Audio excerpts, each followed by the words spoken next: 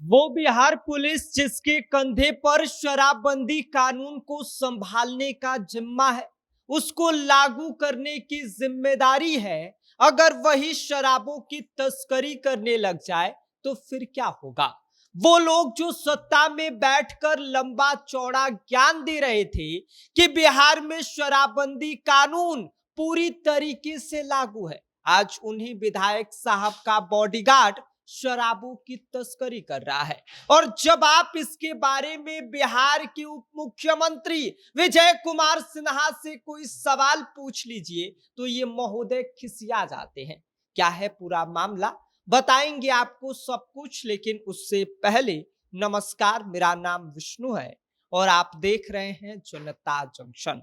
अब जरा इस पूरे खेल को समझिए।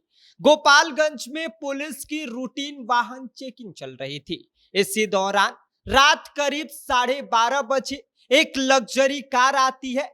पुलिस को शक होता है तो गाड़ी रुकवाई जाती है और जैसे ही तलाशी शुरू होती है सबके होश उड़ जाते हैं। गाड़ी से निकलते हैं 37 कार्टन में 300 लीटर से ज्यादा शराब।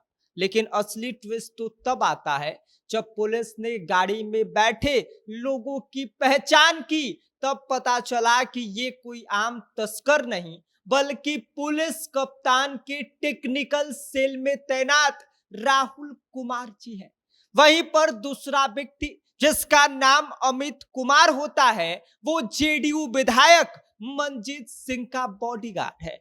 अब आप जरा सोचिए कि जिस पुलिस के कंधे पर शराबबंदी कानून लागू करवाने की जिम्मेदारी है, अगर वही पुलिस शराब की तस्करी करने लगे तो फिर इस कानून का क्या मतलब रह जाता है। बताया जा रहा है कि अमित कुमार विधायक आवास की ड्यूटी छोड़ अपनी निजी कार से यूपी जाता है शराब लेने और वापसी में राहुल कुमार भी उसके साथ आ जाता है। मतलब पूरा प्लानिंग पहले से थी, पूरा जो है वो माहौल तैयार किया गया था किस तरीके से यूपी पहुंचना है और किस तरीके से शराब लेकर वापस बिहार में एंटर करना और कैसे इसको खपाना है, इसकी पूरी प्लानिंग दोनों मिलके करते हैं। लेकिन जब यह पूरा मामला वायरल होता है, पुलिस तक पहुंचता है, तो जेडीयू विधायक मंजीत सिंह सामने आते हैं और सीधा ये कह देते हैं कि हमने तो 3-4 दिन पहले ही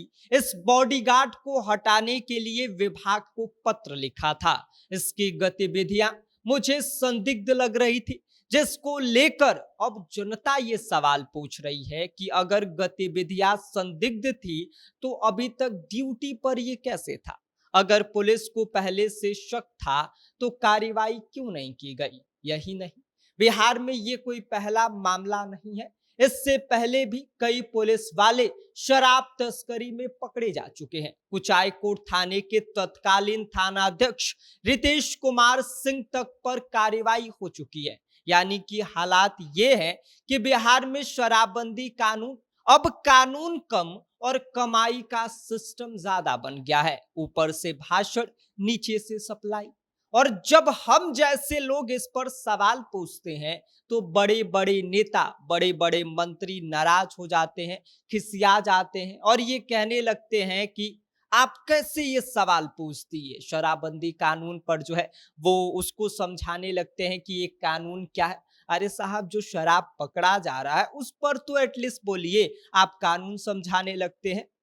और हम बात किसी छोटे मोटे नेता की नहीं कर रहे हैं बल्कि बिहार के उप मुख्यमंत्री विजय कुमार चौधरी की कर रहे हैं, जिनसे जब शराबबंदी कानून पर सवाल पूछा जाता है तो साहब शराबबंदी कानून पर ठीक ठीक जवाब देने के बजाय बात को घुमा के उसी कानून को समझाने लगते हैं और उल्टा ये सवाल पूछने लगते हैं कि आप इस कानून का मतलब जानते हैं? अरे साहब, जो दिख रहा है, जो लोग पकड़े जा रहे हैं, जहां से शराब का नेटवर्क पूरा चल रहा है, उसको खत्म करवाइए। शराब तस्करों को लेकर कुछ ऐसा काम करिए जिसकी वजह से वो दोबारा इस कानून को तोड़ने की हिम्मत ना करे, बेचने का जो है वो काम ना करे। क्योंकि जरा आप खुद ही सोचिए कि अगर आपके ही पुलिस वाले शराब बेचेंगे, अगर आपके ही विधायक का जो बॉडीगार्ड है वो तस्करी करेगा, तो फिर आम जनता से कानून मानने की उम्मीद आप कैसे कर रहे हैं?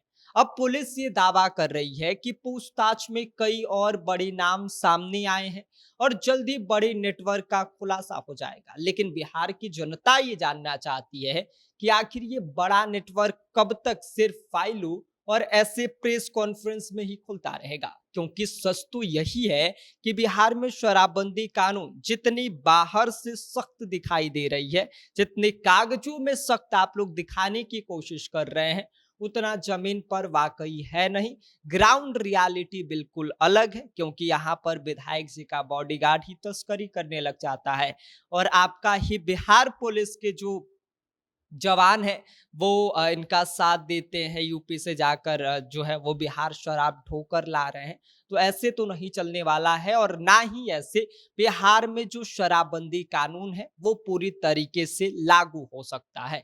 बाकी आप इस पूरी खबर को लेकर क्या सोचते हैं? इस पर आपकी क्या कुछ प्रतिक्रिया है? अपनी राय हमें कमेंट कर दीजिए। आप देख रहे हैं जनता जंक्शन। मेरा नाम विष्णु है।